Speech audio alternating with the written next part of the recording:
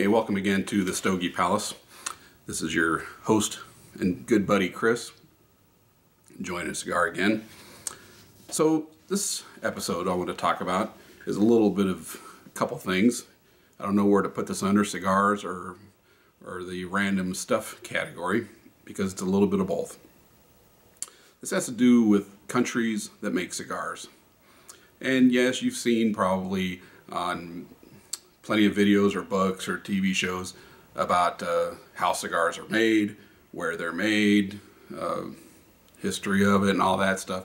So I like to throw in a little bit of my own experience, and which is limited when it comes to cigars, but my personal spin on it. And so here we go. So roughly, as far as where cigars are made, Cuba, of course, is the most well-known, and closely behind it is where this cigar right here, this is a brick house where it is made, which is Nicaragua, which is some of the best cigars in the world are coming out of Nicaragua right now. Dominican Republic and Honduras, those are the main players. I'm finding myself liking, I haven't had Cuban, 20 years ago maybe in Vegas I might have had one. I don't remember it being anything special, not worth the price tag. But Nicaraguans, most connoisseurs think they're the best. I've seemed to have liked a lot of stuff coming out of Honduras. I wasn't searching it out. It's just that I've noticed that some of the tobacco I'm liking out of there for some reason. And then there's a whole bunch of other smaller players that are trying to get a little bit bigger. For instance, and these are in no particular order, Costa Rica is supposedly getting kind of back into the business. They were out of it for a while. Mexico, they're selling some great San Andreas wrappers, and now a couple of the companies down there are actually making cigars. Actually, they've always have made them, but they just haven't been all that popular. Ecuador, getting really well known for the wrappers. Cameroon, same thing as Ecuador. The wrappers I like them a lot. Jamaica, I don't know what they're up to, but I guess they're still in the game. United States, you wouldn't think about it for premium cigars, but except for some of the wrappers, and those are Connecticut. You hear the term Connecticut, and that's where, not all of them, some are grown other places, but a lot of the U.S. tobacco, I think, is for cigarettes and chewing tobacco, stuff like that, not the real good high quality stuff for cigars. Brazil, this has a Brazilian wrapper on it. Indonesia, which is, you'll hear wrappers made in Sumatra and Java, and the Philippines, I guess, makes cigarettes, probably China too. But anyway, one thing that a lot of those countries have in common that you may have noticed is they're fairly poor, fairly third world. And one I want to talk about in particular is where this one's made, Nicaragua. And my personal opinion of the place, I've never been there. I plan on being there sometime in the next few years just to check it out, but with a wary eye. Back in 1979, I went to Cancun with my family, and Cancun sits about 150 miles away from Cuba and about 600 miles from Nicaragua. Now, if you know anything about history of 1979, that was the year that the Sandinista Revolution took place in Nicaragua. What does that have to do with me being in Cancun? Not a lot, but I'll never forget that, because I think it was the first night we got there. Thunderstorms just nonstop. As far as the eye could see, you could just sit there and count lightning. It seemed like you were in a war. And my dad, who speaks fluent Spanish, was listening to the radio, and he was hearing all this stuff, and I could tell it was some excited voices. I didn't know what was going on. I don't speak Spanish, and he was telling me that there's something going on. And when we arrived in Cancun, we did notice that there were hammer and sickle signs painted, and I'm not talking about graffiti. I'm talking about something almost looked a little sanctioned by the government there in Mexico, and apparently Fidel Castro was either just there or on his way, going to be there or something. But little did I know, over our heads, while this crazy storm was happening, Cuba was helping Nicaragua, airlifts, all that kind of stuff.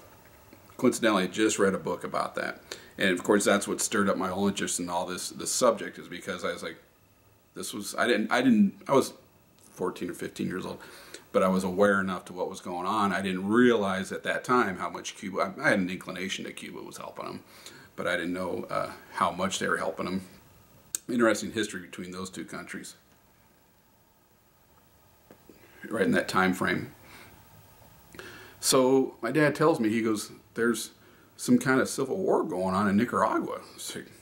And of course, me and my brother are looking at each other like, is that nearby? I mean, we're sitting there just hearing thunder and lightning. It sounds like there's a war going on out over the beach. Of course, it's not. It's nowhere near us.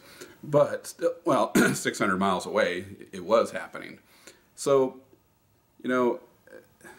I wasn't into cigars, obviously, back then. I was just a teenager. But a lot of other people were, and a lot of companies were, and they were based down there, and they got screwed by the Sandinistas, and to some extent probably the Contras too.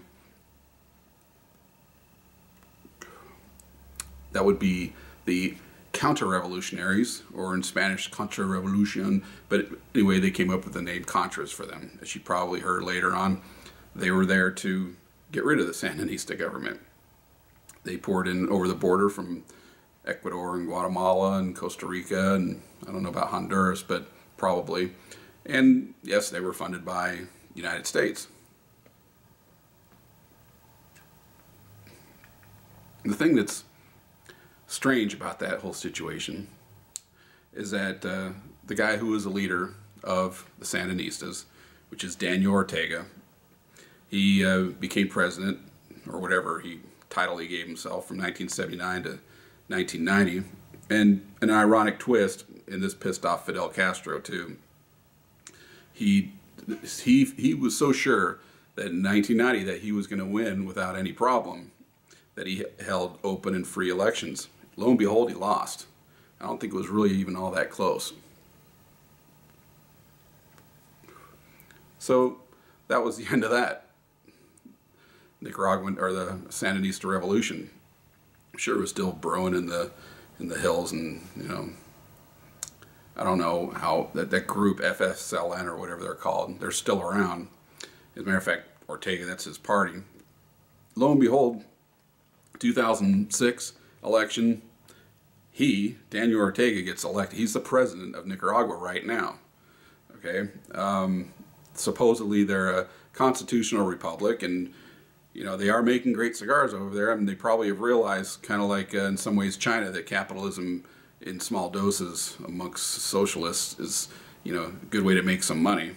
I don't know how much money they make off tobacco and cigars. It's probably not as big as us cigar smokers would like to think it is, as far as the amount of money it brings to their country. But a lot of people go down there on tour buses, and they tour the facilities and cigar factories, and it looks fairly safe. And I have a friend at work that actually did that, and he goes, no, there's no problem. He says it's a cool place to check out. It's extreme poverty. It's one of the poorest countries in Central and South America.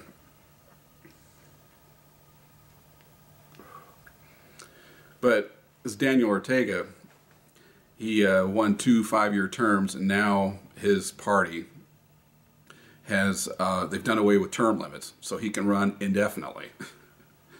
That should be a concern. Probably not a problem. The guy can't live forever. Maybe he's not as bad as he was. I don't really know. If he is, we're not hearing about it. I assume the people down there have thrown the shackles of that kind of nonsense and realize that tourism is not a bad thing, and people that want to come in there and see it, no point in being a closed country like Cuba. And old Fidel, he was really looking forward to Nicaragua becoming satellite nation, more or less, for him, but just wasn't in the cards. It's interesting reading the quotes from him having to do with that, and he was getting pretty pissed off at Ortega, no question about it. And reading the stories of the Cubans that lived there and had to flee, and then it's all, and then of course the collapse of the Soviet Union. A lot of the Cuban people that were in Nicaragua I'm talking about the communists now, not the ones that stayed behind and made good cigars and stayed there and kept their expertise there. And this is, the fruit of their labors, which is great stuff. No, the communists, they weren't going to get support anymore from the Soviet Union anymore, since the Soviet Union was short for the world. So it's all a really interesting story, and tobacco, cigars, is all interwoven in there.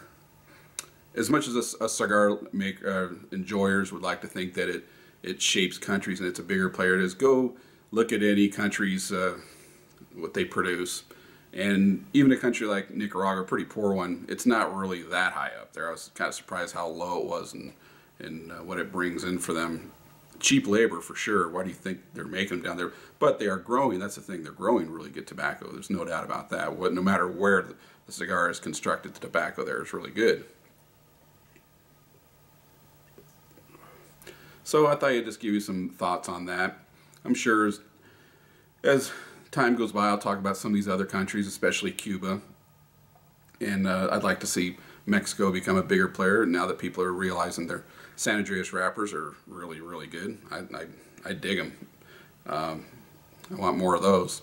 And then United States. What's in the cards for the United States? Probably not much. It's the trends here. There's not very many. I think there's one cigar factory left maybe here. There's maybe one company, whatever it is. J.C. Newman's one of them. But it's these Americans that are starting up these companies like Tatuaje. So they're not making them here. It's an American going down there or having somebody else blend for them or manufacture for them, putting their name on it. Or like La Serena, Ariel. I've met her, smoked a cigar with her. Same thing there. She came up with a blend and having some manufacturers and make it for her. So anyway, that's just my thought of the day on countries. It's limited, obviously. I want to stick to mostly Nicaragua. Like I said, I plan a trip down there. I want to check out these cigar factories. Probably going to fly into Costa Rica, which is pretty American friendly, and go across the border and check out Nicaragua. It's kind of intriguing to go to a place like that, or Russia, which I wanted to go to for the Olympics but didn't make it, or Cuba, all former enemies of this country. I don't like socialists. I don't like communists. I don't like totalitarian governments. If I can step foot on their soil and say, I don't know, something about that is intriguing. So those are on my list of places to go for sure. I don't know if I'll ever be able to make it to Cuba in my lifetime. I don't know how open it'll get. Reading a lot about it, learning a lot about it, interesting stuff. Russia, I'm sure someday I'll check that out. I want to check it out. But who knows what holds in the cards for those places. Will they get better? Cuba, I hope so, especially for the people there. Will they get worse? Russia, it's not looking so good for them right now. Nicaragua, I don't know. I'm not real thrilled with having this former leader of the Sandinistas in charge still. Hey, let him prove me wrong. I'd be more than happy for that to happen. So, thanks for watching. This is Chris at the Stogie Palace, where I spout off, have a cigar, kick back.